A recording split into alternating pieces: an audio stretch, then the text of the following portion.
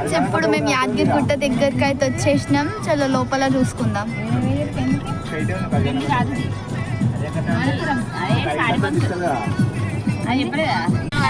మేము మొక్కు తీర్చుకోవడానికి కళ్యాణ కట్టకి వెళ్తున్నాము.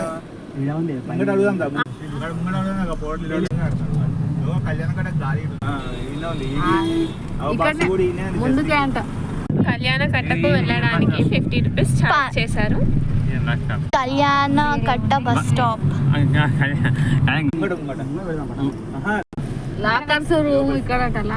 ఇక్కడ కార్స్ అన్ని పార్కింగ్ చేసుకుంటున్నారు.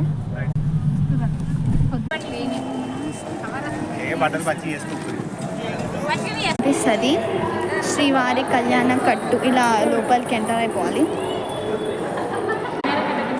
చూపిస్తున్నా